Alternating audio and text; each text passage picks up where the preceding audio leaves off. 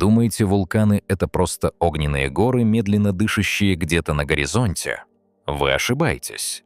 Некоторые из них не спят, они смотрят, они ждут. И один из них, Уайт-Айленд, не просто вулкан. Это открытая рана Земли, которая никогда не затягивается. С высоты он кажется почти нереальным. Лазурная вода Тихого океана, белоснежные облака пара, мягкие очертания острова, словно вырезанного из сна. Туристы улыбаются, делают фотографии.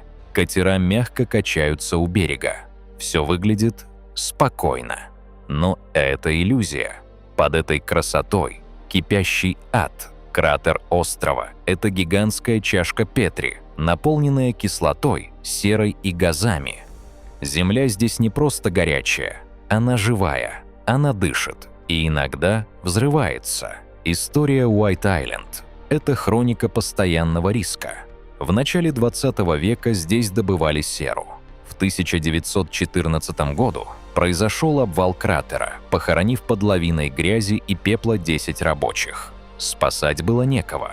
Остров просто стер их с лица земли. Но настоящая трагедия развернулась позже.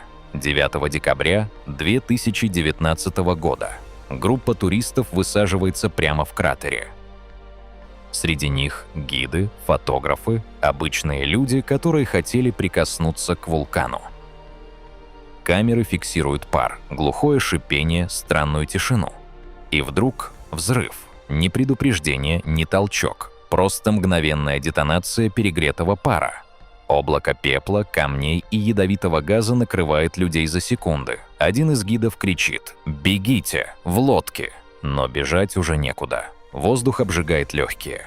Кожа плавится от температуры и кислоты. Люди падают прямо там, где стояли. 22 человека погибли. Многие позже, в больницах. Их тела были обожжены так, будто они оказались внутри печи. Сегодня Уайт-Айленд закрыт для туристов.